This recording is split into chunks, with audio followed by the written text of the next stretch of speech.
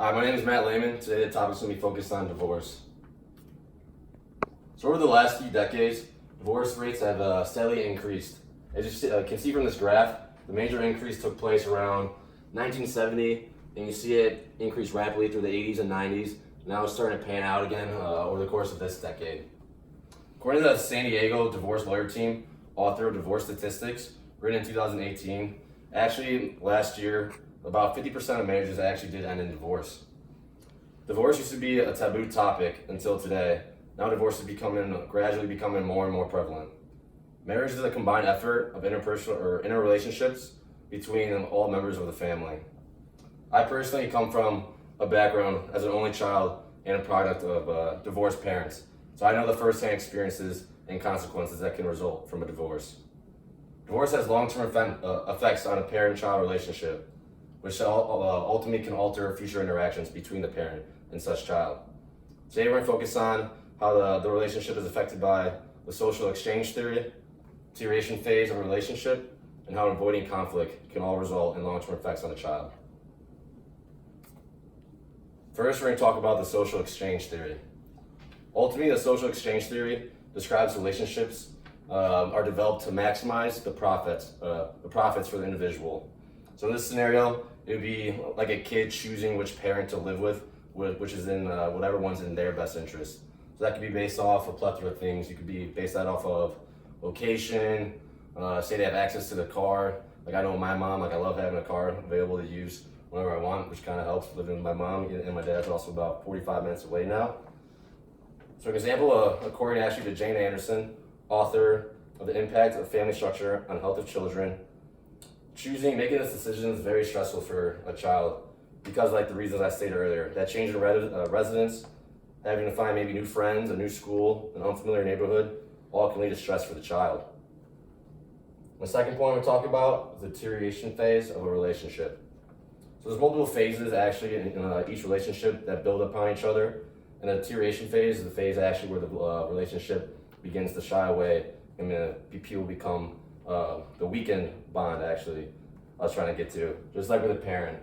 I feel like there's only one or two parents that become, you kind of shy away from one, and like I said in the last slide, you have to make a choice. So that's where that weakened bond happens. And sometimes in some cases it actually happens for both parents. Like I was saying, in the deterioration phase, there's actually two stages of that. There's an interpersonal dissatisfaction stage where you're pretty much just dissatisfied and you're like uninterested and not only communicating but all like interactions with the parent. Then the second phase of that is the interpersonal deterioration. That's the phase where you actually begin to lose that communication and the time is compromised between the parents with the child because the child mainly lives with one parent over the other for an extended amount of time. According to an article titled Early Divorce Can Affect Parent-Child Relationships Later, written by Kelly Fitzgerald in 2013, they actually performed a study that actually proved and showed that 74% of those children actually did choose to live with the mother, which actually had an effect on the relationship with the child and the father in most of those cases, where like I said, that time is compromised and that bond is actually weakened. And from that bond being weakened, the article also stated that the child actually begins to feel like the parent that they don't see as much is less reliable, ultimately leading to them not trusting them. Like I was saying, that second phase, the deterioration phase, pretty much just avoiding contact and becoming uninterested in future interactions. Lastly, I'm going to talk about how avoiding conflict can result in a lose-lose situation. Instead of maybe one side gaining and the other side maybe compromising, which is actually another conflict style. But first, in the avoidance phase, this pretty much entails when a conflict occurs and both parties, in this case the parent and the child, actually begin to avoid communication and any emotional issues that resolve around the problem.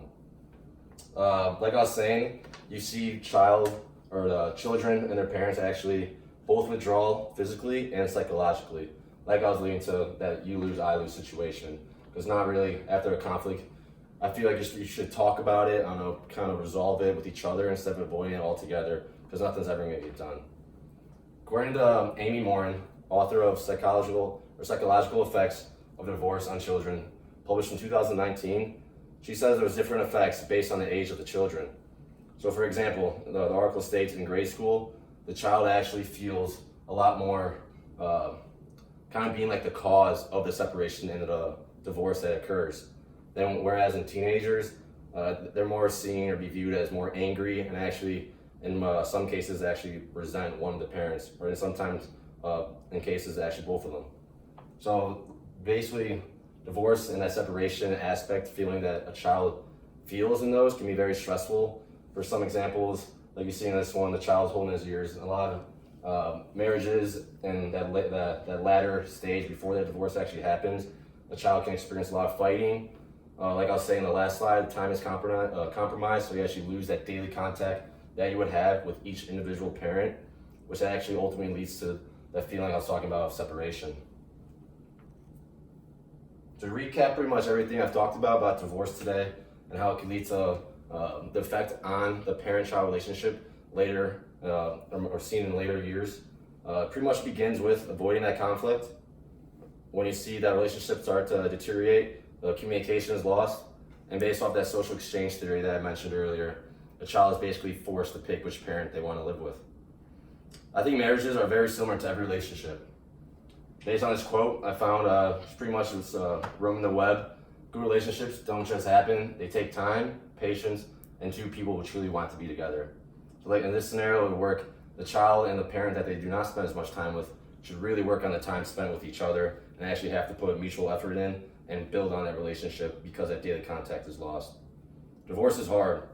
It doesn't only end an existing relationship in that marriage between two individuals. As you see from this presentation today, it can have a lot of consequences and ultimately affect a child's life in the end.